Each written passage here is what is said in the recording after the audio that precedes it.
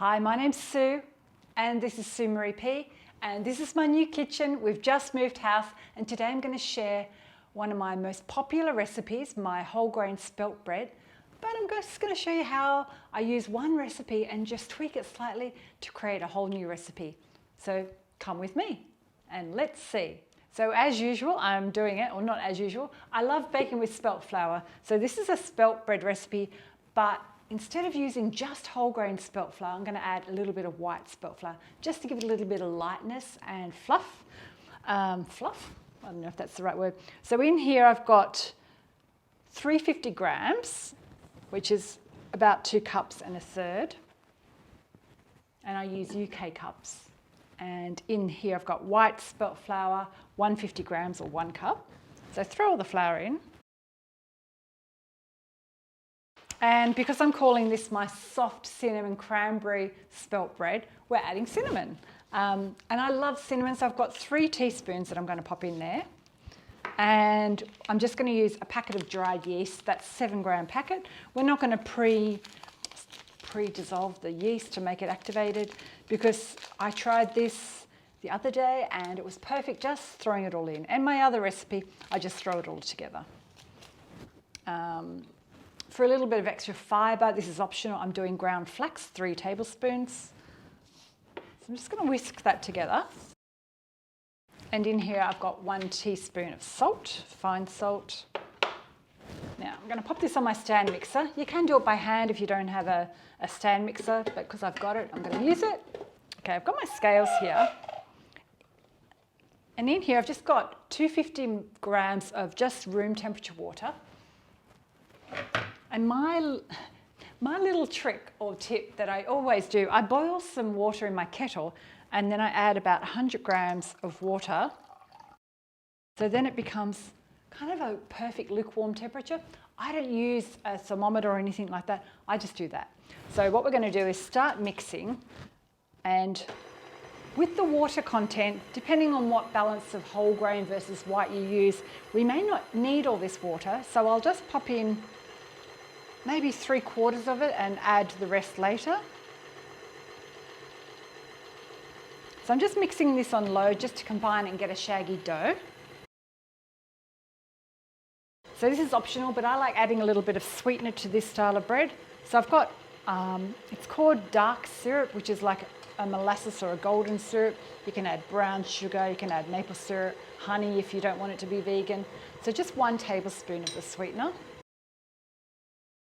Just going to rinse that in my water here. And like my other bread recipe, I'm adding some olive oil. I'm just going to add 2 tablespoons of olive oil. And this always helps, or I find the olive oil helps the spelt bread be moist. And I'm going to need more water because it's looking dry. It's going to increase the speed. I'm going to zoom you in so you can see what I'm doing. I'm going to throw more water in.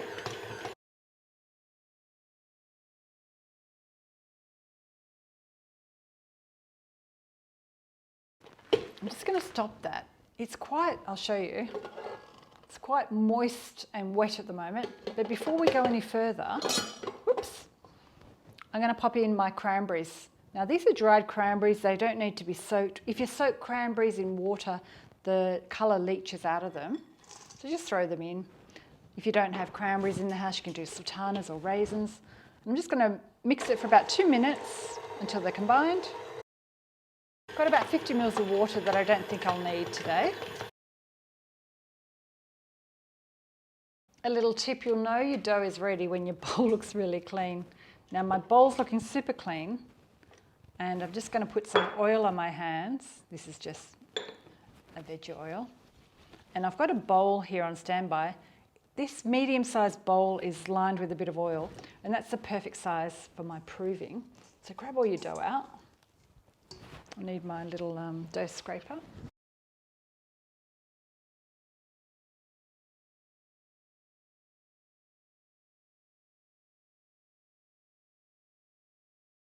Just going to show you, look how clean that bowl is.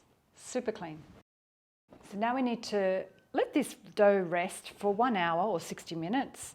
I'm going to cover it with this fabric cover I've got. and I'll come back once it's been an hour and doubled in size. Just going to show you how I prepare my loaf tin. So I've got a small loaf tin here, and I grab a little bit of oil. You can use butter, and I just grease the bottom with a brush and up each side. Then I've got a piece of baking paper, and I just pop that in so it's on the base and then long on the sides, just so it's easy to lift out. But that's optional. And I just fold the sides down for baking so it doesn't get on the dough. And that's all ready when the dough's ready. So I'm back with my dough, and have a look at this. It's risen and doubled in size. So I've got some rice flour in my container here. I just add that to my bench.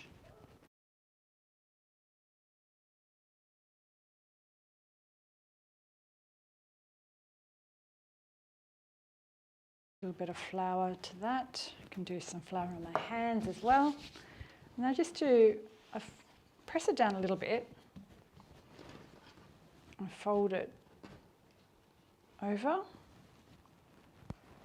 Then I tuck it under. I'll try and make kind of a log shape. It doesn't have to be too perfect. Then I place that in my tin.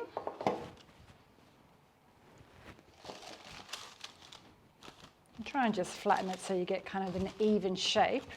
And then if I see any fruit, I just try and poke them back in so they don't burn in the oven. And then I cover it. I need to grab a tea towel.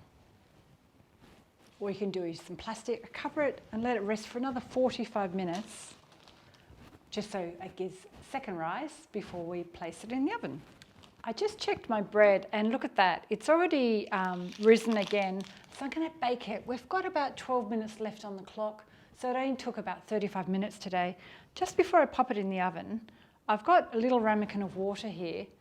Whoops, I'm just splashing it everywhere. Then I'm just brushing on the top of the bread, just to give it a little bit of moisture. You can add sesame seeds or some flax seeds if you like, but I'm just going to brush it with the water. I'm going to pop the ramekin at the base of my oven, and I'm going to bake my bread for about 25 to 30 minutes. Can't wait to show you. So the bread's cooked, and I'm just going to lift it out. I'm going to rest it for about an hour before I slice into it and show you what it looks like on the inside. So I'm back with my bread to cut it into it to show you. It's soft, fruity and cinnamon.